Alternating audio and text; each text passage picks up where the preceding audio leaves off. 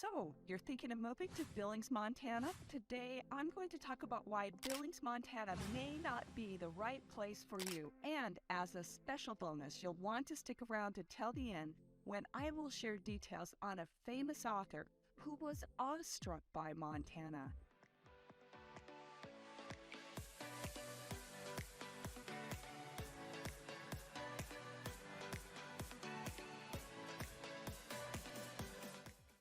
Hey, if this is your first time to the channel and you want to know everything there is about living in Billings, Montana and the surrounding area, then subscribe below. Tap the bell for notifications so you can be the first to learn about the current market in Billings, Montana. My name is Nancy Brook with Billings Best Real Estate, and the team and I get calls, texts, emails every single day from people just like you looking to make their move to Billings, Montana, and we absolutely love it. So whether you're moving in 9 days or 90 days, give us a call, send us a text, shoot us an email.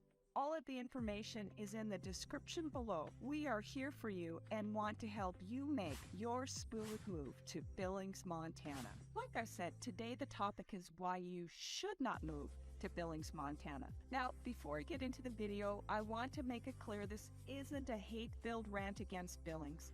My goal isn't to scare you off, but to give you an honest assessment of the city. Some people will not mind or actually love the points I mentioned, and if that's you, then we welcome you with open arms. However, some people will discover that Billings isn't right for them, and isn't it better to know this before you make your move? So let's jump right in. Number 1, Billings and Montana are relatively isolated. We are the big city and there are no major metro areas nearby. That means if you want to go see a pro football game or shop at major department stores, you'll have to drive many hours or fly. Denver is the nearest big city and it's an 8-hour car ride away. Now, if you are more of a love nature kind of person and think big city living is overrated, then you will probably like the seclusion and nature of a state like Montana. And that brings me to point number 2. While Billings has an airport with plenty of flights in and out, airfare can be quite expensive. I personally take several trips a year, and $500 is typically what I'd expect to pay for a trip. Now, I will add that flying west is generally less expensive than flying east. Plane travel during the summer months can be way more expensive. My daughter and her family were planning to visit us this past summer, but they couldn't afford $1,000 per ticket. Your best bet is to book early and tell any relatives and friends that want to see you to also buy their tickets as far in advance as possible. On the plus side, we have major airlines here including Delta, American, United, and Alaska Airlines. One exception to the expensive flights is Allegiant Air. They offer discounted fares to Mesa, Arizona, and Las Vegas, but they only fly a select number of days each week. Another plus is that our airport is extremely easy to get to and from anywhere in the city. I'd say 15 to 20 minutes would be the longest commute you'd expect from anywhere in the city. Also, the TSA lines are usually not long. I say usually, but sometimes early mornings can be backed up. I invest in TSA PreCheck, which allows me to literally arrive at the TSA checkpoint and walk through in a matter of minutes. Number 3, of course, the weather. Now, clearly, you're aware that Montana is next to Canada, so I bet it comes as no surprise that we have 4 distinct seasons here, with extreme temperatures as the norm. Summers are hot and dry with temperatures reaching daytime highs of 90 to 100 plus degrees. You definitely will want to get a house with AC or buy a portable unit to make it through the heat. Winter stretches from mid-October to early March most years, although October and March are more shoulder seasons. So weather tends to be warmer than it is during the colder part of winter. Now winter, it's a mixed bag. Temperatures can range from -20 to over 60 degrees, and yes, this is even in January. We often will see erratic temperature swings in a 24-hour period. Recently, we had a cold spell with a high one day of -6, and by the next day, the temperature was nearly 50 degrees. The average snowfall in Billings is around 58 inches a year.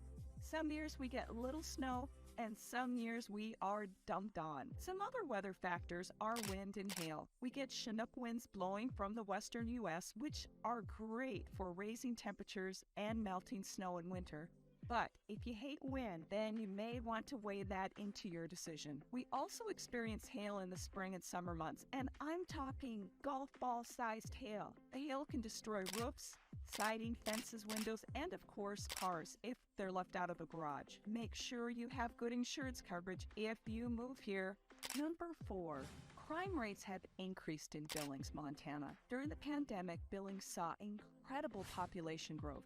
Our population is now around 120,000, which has led to growing pains in the form of criminal activities. We've seen an increase in burglary, theft, and other more violent crimes. The good news is that Billings is not a place where defund the police is a slogan. The citizens recently voted for a mill levy increase to fund more police officers. Hopefully, we'll see this trend reverse. Which brings me to point number 5.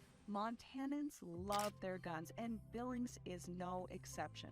According to a July 2022 study by Wallet Hub, Montana leads the nation in gun ownership rates. Roughly 65% of households in the state own a firearm, according to the study. Some say it's even higher than that. Montana gun laws are some of the most permissive in the country. A Montana resident does not need a registration, license, or permit to carry a gun. Montana does not require a license to carry a concealed weapon either. Anyone who can legally possess a firearm may carry one in public. So, if you're a gun control advocate, you may not like gun-loving Montanans. Number 6. If you're someone who appreciates a robust cultural environment, you won't find that in Billings. Yes, we have some museums, art galleries, a symphony, and some local theaters, and honestly, we have some fun events happening throughout the year. But the limiting factor is the nightlife. We have plenty of bars and casinos. Yes, gambling is legal in Montana, but there aren't a lot of places to dance, see a comedy show, or listen to live music on a regular basis. On the plus side, downtown Billings has an art walk 6 times a year. People stroll downtown to visit multiple galleries and businesses, view and buy art, and have a snack along the way. Billings also has live music in the summers at Live After 5, which is hosted at various sites around the city, and St. John's United Concert Series, which is held outside at the retirement community. And finally, number 7. Billings sites can be a little chilly to people wanting to move here. Go on any of the community Facebook pages, mention that you're moving here from another state, and you will undoubtedly hear the comment from someone, "Billings is full." If you're moving from a neighboring state like Wyoming or Idaho, your reception will be somewhat warmer. But say you're coming from California and you will face keyboard warriors accusing you of wanting to change the way of life in Montana. They will also say you moving here has made it impossible for local residents to afford housing. Sorry, Californians. But take heart. I found that once you move here and change your license plates, people are much more friendly in person. They honestly are a live and let live group of people in our city. Enjoy the new way of life and get to know the people, and you'll be fine. Thanks for watching to the end. As promised, here's that famous author who has a special place in his heart for our fair state, Montana. John Steinbeck, author of notable books such as Grapes of Wrath and Of Mice and Men, spent time in Montana during the late 1940s and early 1950s. Steinbeck often wrote about how much he enjoyed visiting Montana and spending time outdoors. He especially noted how friendly the people were to him. He sums up his feelings with the following quote about the state: "I'm in love with Montana. For other states, I have admiration, respect, recognition, even some affection. But with Montana, it is love. And it's difficult to analyze love when you're in it." Well, I hope you learned something about Billings from today's video. If you found this information helpful, be sure to like the video and subscribe below. And remember, whether you're moving here in 9 days or 90 days, give us a call, shoot us a text, send us an email, or schedule a Zoom meeting using the information below. Until next time, we hope to see you around town.